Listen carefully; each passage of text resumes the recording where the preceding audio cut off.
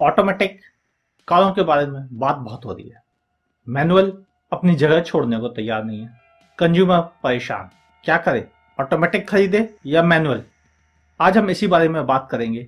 Automatic practical condition में क्या है। मैं हूं आपका होस्ट अमित और आप देख रहे हैं आस्क कार गुरु। ऑटोमेटिक कारें अभी तक इंडिया में वो सक्सेस नहीं पा पाई हैं जिसके लिए वो सारी दुनिया में जानी जाती हैं, स्पेशली अमेरिका, जहां आज भी मेजॉरिटी ऑटोमेटिक ट्रांसमिशन कारों की है। इंडिया इस मामले में पिछड़ गया। क्यों पिछड़ा, हम वो भी डिस्कस करेंगे अपने इसी प्रोग्राम में। आज के प्रोग्राम को मैंने प्रैक्टिकल यूजेबिलिटी के हिसाब से डिजाइन किया है। ये प्रोग्राम इंजीनियरिंग स्टूडेंट्स के लिए नहीं है कि मैं उनको ये बताऊं कि ऑटोमेटिक कारें किस ढंग से काम करती हैं या ऑटोमेटिक गियर किस तरह से वर्क करता है या मैनुअल गियर किस तरह से काम करता है। इस प्रोग्राम का ताल्लुक आम लोगों से है जिन्हें कार खरीदते समय कंफ्यूजन होता है कि उनके लिए ऑटोमेटिक बेहतर रहेगा या मैनुअल। ये प्रोग्राम सिर्फ उन लोगों के लिए है, तो कृपया इस प्रोग्राम को उसी नजरिए से देखें। और ये सच है कि जब भी हम इंग्लिश की डिफिनीशन को हिंदी में ट्रांसलेट करते हैं तो हो सकता है उसका मूल तत्व खो जाता हो, लेकिन जो आपके काम आने वाली चीजें हैं मैं सारी की सारी इस प्रोग्राम में जरूर शामिल करने वाला हूं। तो प्लीज प्रोग्राम को पूरा देखिए ताकि आप बेहतर समझ सकें कि ऑटोमेटिक ट्रांसमिशन किस तरह फायदेमंद है या मैनुअल आपके लिए ही बना हुआ है। शुरुआत करते हैं। अब तक क्या हो रहा था इंडियन मार्केट में? शुरुआत से अभी तक जितनी भी कारें आती रहीं वो सिर्फ और सिर्फ मैनुअल ट्रांसमिशन के साथ रही। एम्बेसडर मैनुअल ट्रांसमिशन के साथ थी, जिसमें दो तरह के गियर बॉक्स दिए गए थे। पहले हैंडल में हुआ करता था, इसे ऊपर नीचे करना पड़ता था। पेजो भी आई, उसने भी यही फॉलो किया। बाद में मारुति आई जिसके कुछ मॉडलों में भी वो सिस्टम रहा, बाकी नीचे गियर आ गए। लेकिन ये सारा सिस्टम रहा मैनुअल ट्रांसमिशन का ही। ऑटोमेटिक ट्रांसमिशन के बारे में तो बात ही नहीं थी कोई। मैक्सिमम 3 या 4 गियर हुआ करते थे, उस पर कारें चल रही थी। समय चेंज हुआ, सुजुकी इंडिया में आ गई और मारुति 800 इंडिया में लॉन्च कर दी। वो 4 स्पीड मैनुअल ट्रांसमिशन के साथ थी। बहुत बेसिक ट्रांसमिशन सिस्टम था, नॉर्मली पूरी तरह से इंपोर्टेड था। इंजन और ट्रांसमिशन सिस्टम काफी बेहतर काम कर रहा था, लोगों को पसंद आया, हल्का होने की वजह से इजी था ड्राइव करना। कुछ समय बाद ड्यू आई, हुंडई आई, फिर एक एक करके Mitsubishi, Toyota, Honda, Indian car companies, Mahindra, Tata, इन्होंने भी अपने हाथ पे चलाने शुरू कर दिए और भारतीय मार्केट पूरी तरह नई नवेली कारों से भरता चला गया। लेकिन इसमें अधिकतर कारें मैनुअल थी। क्यों थी, वजह मैं बताता हूँ। कंपनीज ने जब भी अपना प्लांट लगाया उनका मेन फोकस था वो इंजन बनाए या इंजन इंपोर्ट करें। कुछ ने शुरुआत में इंपोर्ट किया, कुछ ने खुद मैन्युफैक्चर किया। लोअर गेट टेक्नोलॉजी से शुरू किया और धीरे धीरे अपने आप को बढ़ाना शुरू किया। बेहतर इंजन बनने लगे, पेट्रोल में भी और डीजल में भी। अब इंडिया में इस समय वर्ल्ड के काफी बेहतरीन पेट्रोल और डीजल इंजन दोनों ही बनते हैं। लेकिन काफी सालों तक ट्रांसमिशन इंडिया में हर कार कंपनी इंपोर्ट ही करती रही, चाहे वो मैनुअली क्यों ना हो। काफी सालों बाद मारुति ने अपना मैनुअल ट्रांसमिशन प्लांट लगाया इंडियन गवर्नमेंट के जिद करने पर, क्योंकि सुजुकी को ये लगता था कि वो मैनुअल ट्रांसमिशन बेच के मारुति से बहुत अच्छे पैसे कमा रहा है। और गवर्नमेंट को ये लगता था कि इस कमाई के दम पे सुजुकी तो फल फूल रही है, लेकिन हमारी इंडस्ट्री उतना फल फूल नहीं रही है, ना ही उतने प्रॉफिट में जा रही है। अगर यहीं पर हम मैनुअल ट्रांसमिशन बनाएंगे तो कम से कम हमें पैसा भेजना नहीं पड़ेगा इंडिया के बाहर। और मारुति ने पहला गियर प्लांट लगा दिया। इसी लीक को फॉलो करते हुए सभी कंपनीज ने मैनुअल ट्रांसमिशन बनाने शुरू कर दिया। ऑटोमेटिक ट्रांसमिशन के बारे में तो कोई बात ही नहीं थी।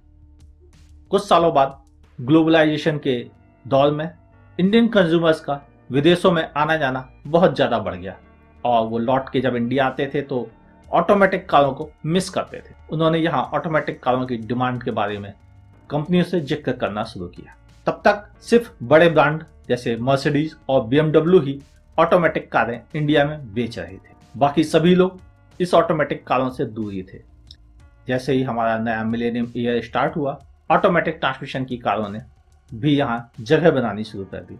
कंपनीज अभी भी ऑटोमेटिक ट्रांसमिशन इंपोर्ट कर रही हैं, लेकिन मुझे उम्मीद है कि 2017 में हुंडई शायद अपना पहला ऑटोमेटिक ट्रांसमिशन गियरबॉक्स मार्केट में लॉन्च कर दे, मेड इन इंडिया। क्या पता मारुति ये काम पहले कर दे। दोनों लगी हुई हैं। जैसे ही ये दोनों कार कंपनीज अपने प्रोडक्ट लॉन्च करेंगी ऑटोमेटिक ट्रांसमिशन में, इंडिया में भी ऑटोमेटिक ट्रांसमिशन में हर मॉडल आने लग जाएगा, मारुति और हुंडई का। और ये ऑटोमेटिक ट्रांसमिशन आज के ऑटोमेटिक ट्रांसमिशन से बेहतर होगा, क्योंकि अभी कंपनीज इंपोर्ट करने के चक्कर में लोअर ग्रेड के ऑटोमेटिक ट्रांसमिशन इंपोर्ट कर रही हैं, जिनमें अधिकतर सीवीटी है और ये 4 स्पीड गियर बॉक्स है। आगे मुझे भविष्य में उम्मीद है कि ऑटोमेटिक ट्रांसमिशन में 5 स्पीड, 6 स्पीड और पेडल शिफ्ट के साथ आने की उम्मीद है। मे बी पॉसिबल कि कोई companies dual clutch base automatic का प्लांट भी लगा ले आगे फ्यूचर में। कुल मिलाकर इंडिया भी उसी लीग को फॉलो करेगा जिसे यूएस या पूरा वर्ल्ड फॉलो करता है। हम लेट लतीफ हैं, थोड़ा देर से जगते हैं, ये हमारी आदत है। हमारे यहाँ जब दूसरी कंट्रीज में चीजें फ्लॉप होने लग जाती हैं हिट होने के बाद, हम उसको हिट बनाना शुरू करते हैं। एग्जाम्पल के तौर पे ब्लैकबेरी फोन। माफी चाहता हूँ, लेकिन सच्चाई यही है कि हम काफी देर से जगते हैं और काफी देर बाद कारों को अपनाते हैं या टेक्नोलॉजी को भी काफी देर से अपनाते हैं। ये हमारी कमी है। इसी क्रम में हम एसयूवी को भी ले सकते हैं। जब पूरे वर्ल्ड में एसयूवी की जगह कारों और स्टेट ने ले ली, हम आजकल एसयूवी को बढ़ावा दे रहे हैं। यहाँ पर एसयूवी अब आजकल ज्यादा खरीदी जा रही है, जबकि पूरे वर्ल्ड में ये दौर आज से 10 साल पहले चल रहा था। ऑटोमेटिक कारें अब हमारे भारत में आ रही हैं और मैं उम्मीद रखता हूँ जल्दी मैन्युफैक्चर की जाएंगी। लेकिन ये आपके लिए कैसे बेनिफिशियल है, ये रहा मेन पॉइंट। ऑटोमेटिक कारें सिटी में आपको काफी कंफर्टेबल रहती हैं, यानी आपको एबीसी यानी एक्सीलेटर, ब्रेक, क्लच में केवल एक्सीलेटर और ब्रेक पर ध्यान देना पड़ता है। क्लच मिस हो जाता है, यानी एक पैर को तो स्ट्रेच करने की जगह मिल जाती है। दूसरी वजह, बार बार गियर बदलने का झंझट खत्म हो जाता है। यानी वो लोग जिनको ड्राइविंग डराती है, घबराहट पैदा करती है, उनके लिए बेहतर है। यानी ऑटोमेटिक ट्रांसमिशन के बढ़ते ही इंडिया में ड्राइवर्स की गिनती बढ़ जाएगी, यानी हर कोई कार चलाने के लिए आगे बढ़ने लग जाएगा, यानी और ज्यादा कारों की सेल। कुल मिलाकर अभी तक मैनुअल कारों को अच्छी रीसेल मिलती थी, लेकिन आने वाले 2 से लेकर 3 सालों बाद ऑटोमेटिक कारों को भी वही रीसेल वैल्यू मिलेगी जो मैनुअल को मिलती है, और 5 साल बाद ऑटोमेटिक कारों को मैनुअल से कहीं ज्यादा रीसेल वैल्यू मिलने लग जाएगी। ये अगला भविष्य है। भारत भी ऑटोमेटिक कारों की तरफ बढ़ेगा, क्योंकि हमें कारों की जरूरत सिटी में ड्राइविंग के लिए ज्यादा है हाईवे के मुकाबले, और सिटी में ड्राइविंग के लिए ऑटोमेटिक का कंफर्ट आपको उसकी तरफ आकर्षित करेगा।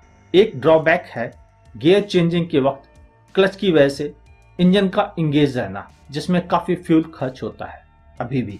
और मैं ये उम्मीद रखता हूँ कि हाँ, ऑटोमेटिक ट्रांसमिशन थोड़ा फ्यूल ज्यादा खाएंगी, लेकिन पब्लिक कन्वीनियंस के मुकाबले फ्यूल इफिशिएंसी को तरजीह नहीं देगी, जैसा कि अब तक करती रही है। अब तक हम हमेशा यही पूछते थे कि गाड़ी कितना देती है, हम कभी ये नहीं पूछते थे कैसी है, हम हमेशा यही पूछते थे कितना देती है। तो ये कितना देने वाला ट्रेंड खत्म होने वाला है और बेहतर प्रोडक्ट की वैल्यू बढ़ने वाली है। हिंदुस्तान जागरूक हो रहा है और इस क्रम में 2 चीजें बढ़ रही हैं। एक, सेफ्टी के प्रति लोगों की जागरूकता बढ़ रही है। हालांकि कुछ लोग अभी भी पुराने लीक पर लगे हुए हैं, उनको लगता है सेफ्टी फिजूल खर्च है, लेकिन समय बदल रहा है, वो भी आएंगे। हिंदुस्तान ने मोबाइल को भी यही कहा, ये अमीरों के चोचले हैं। आज हर हाथ में स्मार्टफोन मौजूद है, नॉर्मल फोन तो पता नहीं कहाँ चला गया। तो हमें आदत देर से मानने की है।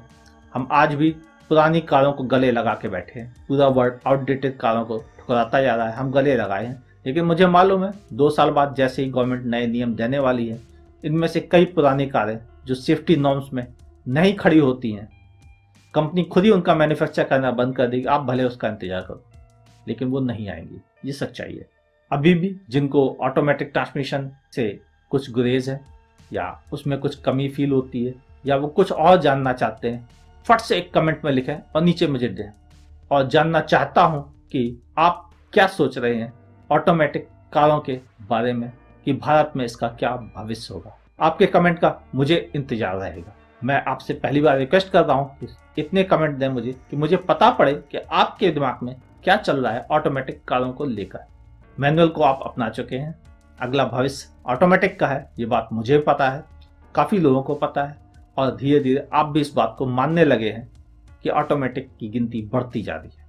लेकिन ये बात बहुत कम मानते हैं कि मैनुअल को भी पार करने वाली है ये गिनती। ये बात मैं जानता हूँ। अगले 5 सालों में इंडिया में मैनुअल कारों के मुकाबले ऑटोमेटिक कारें ज़्यादा बिकेंगी। तैयार हो जाइए इस रेवोल्यूशन के लिए अपनी ऑटोमोबाइल इंडस्ट्री में।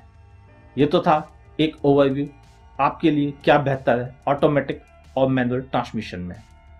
अगर आपको हमारा ये प्रोग्राम पसंद आया हो तो प्लीज़ लाइक करें, अगर पसंद ना आया हो तो आप डिसलाइक भी कर सकते हैं, लेकिन मेरी रिक्वेस्ट लाइक कीजिएगा, अच्छा लगता है। मैं अमित अपने प्रोग्राम में नई नई टेक्नोलॉजी के बारे में, आपके सवालों के जवाब और नई नई कारों के बारे में आपसे बात किया करता हूँ। अगर आप हमारे प्रोग्राम को ऐसे ही रेगुलर देखना चाहते हैं तो सब्सक्राइब करना ना भूलें। सब्सक्रिप्शन का बटन नीचे ही है, रेड कलर का, अभी दबा दें फ्री ऑफ कॉस्ट। और एज ए VIP सब्सक्राइबर अगर सबसे पहले हमारे वीडियो देखना चाहते हैं तो बगल में दी गई नोटिफिकेशन बेल को पुश करना ना भूलें। मैं अमित अब आपसे इजाजत चाहता हूँ। हमारा वीडियो अंत तक देखने के लिए आपका बहुत बहुत धन्यवाद। देखते रहिए आस्क कार्गो।